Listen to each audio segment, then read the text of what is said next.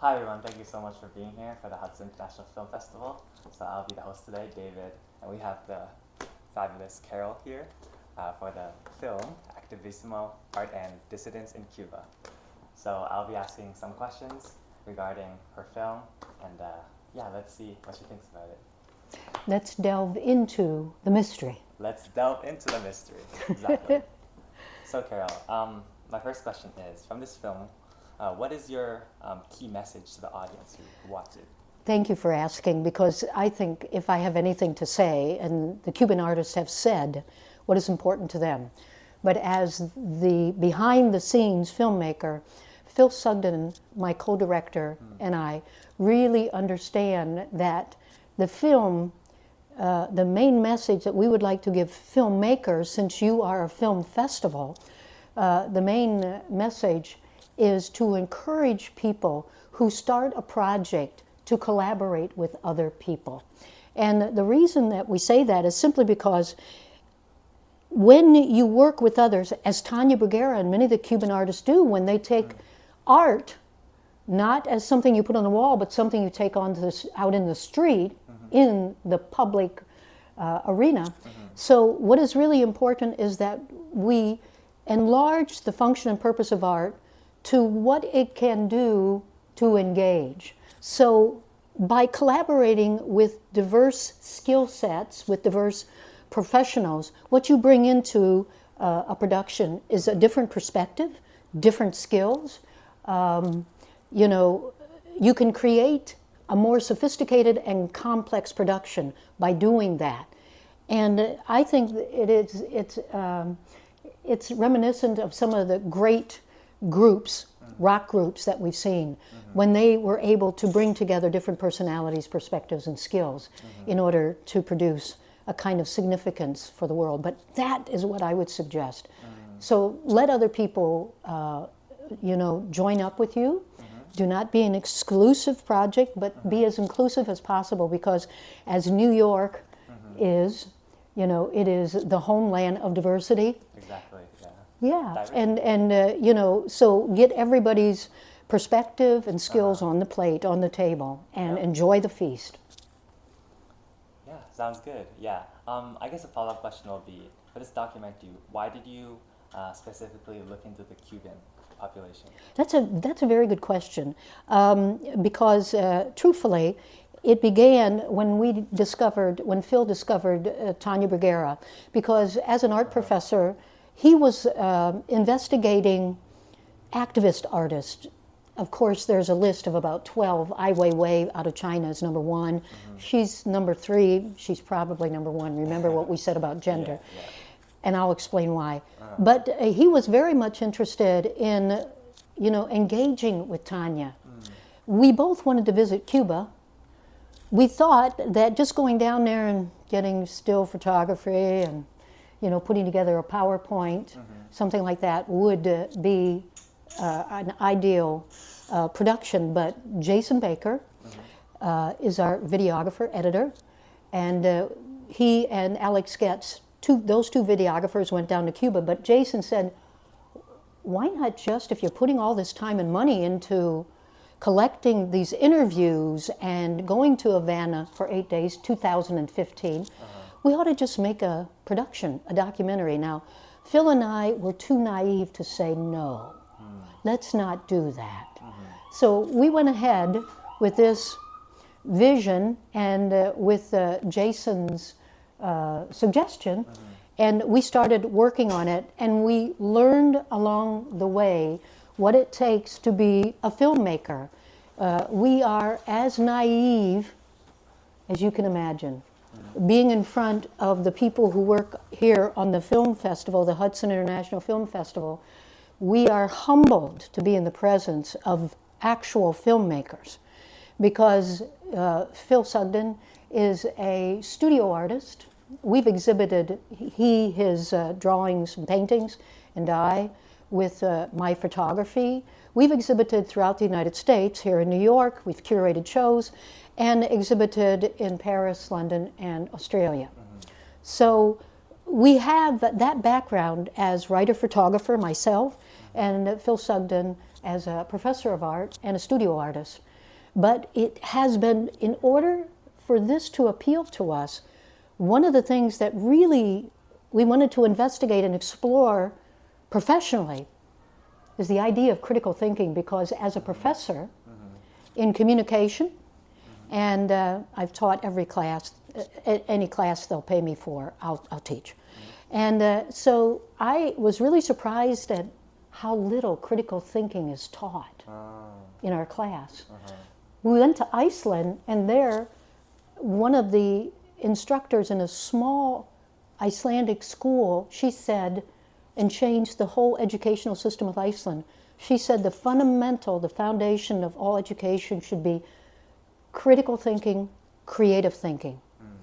So that was a seed as well. So in creating this film, we wanted to meet the Cuban artists who were famous for that kind of work that takes you out on the street, that engages with a public audience so that they are not just viewers of art, they are in the art. In the art, I see. That's such a nice way to put it. But see, when you look at the film, watch what Tanya Bruguera did, what she did at the Tate Museum in London. I mean, bringing 2 horses and 2 policemen into the Tate Museum. Now, no one was told this was artwork, but that's the way that she produces engagement, and that's the way if you see, let's see, Torak, he said that ideas don't change things. Ideas don't change things. But that idea, once it's inside our heads, then individuals, then people change things, which is what Tanya Bruguera understands when she goes into the streets and performs for the purpose of civic action and change. It's what you see up here, John de Pavone. And if you look up from our website, floatingtempleproductions.com, you will see the trailer where he is here in New York projecting the dissidents of each country on the console walls. And so that's what he's doing right there. And then Jose Vincenz and Jose Torak are in Havana, but his specialty, and all of them are diverse, his specialty as an artist is taking propaganda in the public domain. They can't put you in prison if you said it. And then exposing and unmasking how ridiculous the propaganda is, the lies, the deceit, the deception, by recreating things. So he talks about that in the film. And Jose Vincenz is an abstract artist that brought the idea of dissidence into his abstract motifs. So his work is all over. And the use of words like dissident and activism, which for activists around the world is a holy word. It's a sacred word. And activism is a sacred occupation. But how many Americans understand that? That is essential to a democracy, that we all be engaged in it. Yeah, I totally understand it. It all starts from one person and then it spreads. Absolutely. Yeah, so. But one person should never take or get the credit. It's never about one person. So I have problems with award shows that recognize one person, winner takes all. That's not the way it really works. These people really, as far as we're concerned, created the film in their interviews, in their artwork, and so we honor them by doing this film. We are humbled by their lives. That's really interesting to hear. Would you say that to find the Cuban artist, was that something difficult to do? Or is it more like, is there like specific Cuban artists you were searching for that you were trying to interview? I wish, there is a book called Havana, and it's written by an amazing man who's written so many books that you almost can't count them. It's an excellent book because it gives you the historic cultural background to Cuba that would birth a concern with freedom of expression, that would explain why these artists are a different kind of artist. So if you can, read the book Havana, because you won't put it down, and you will understand why activism is so critical, so important in Cuba. It's what they have. Castro. Well, in the film, I shouldn't tell you. But there's an explanation for what Castro actually asked the artist. They were allowed freedom of expression as long as it didn't go into the streets, into the media. Think about that. So he did not know what he was unleashing. He was giving permission and did not know the consequences of what he was saying. I see. That's such an interesting thing. See, there's so much in the film about Cuba, about its history, about its culture. But we're just scratching the surface of what explains these artists and how they use art. What would you say like the most challenging part of creating this film was?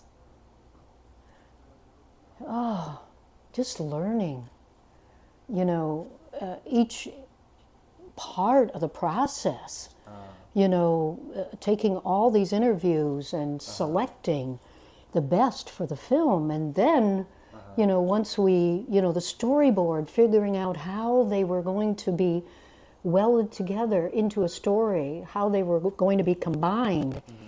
And, you know, that took a lot of time. And to Jason Baker's credit, you know, that was a lot of editing work. But also, I think that we worked with people who understood what was necessary to create a visual story, right? So my husband is a visual artist. I'm a writer, so I could add that. In fact, you notice that we used quotes, and many people who are into technology said, oh, don't use quotes. But I understand, and believe me, we had a lot of people react to this. Should a film flow through with fast action animation and technology? And people who were seeing it kept saying, it goes so fast I can't process it. From one interview, from one of their stories to the next, there almost has to be a processing break.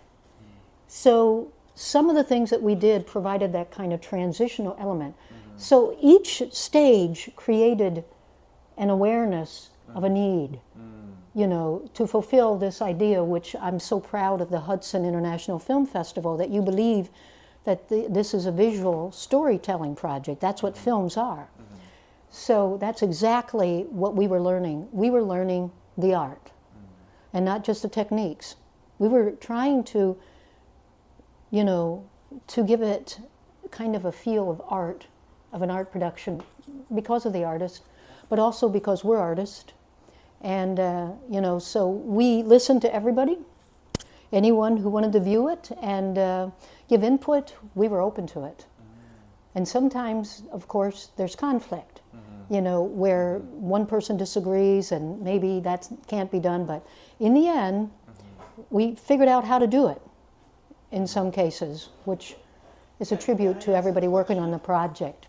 Yeah. Can I ask a question? Yeah. Sure. It's like when you film the documentary in Yes. Cuba, how you were able to organize everything since the place is closed for this kind of... That's a good question. I alerted to it in the other interview, but let me just say, because we would like to go to Cuba again. And as I said, when the fixer heard that we wanted to work with and interview Tania Bruguera, because of her status as an activist, and the government declares you a dissident, right? You don't really work for that. I don't think any university in the United States offers a degree in dissidence, do they? So the moment we mentioned her name, it became difficult. We got the scholar's visa and we had to figure out how to do this in a very inconspicuous way, to walk the streets. Phil and I walked separately from the videographers, and they walked separately. But, and I can't say her name, but I'll say her first name, Sandra, was really absolutely wondrous in what she was able to arrange for us.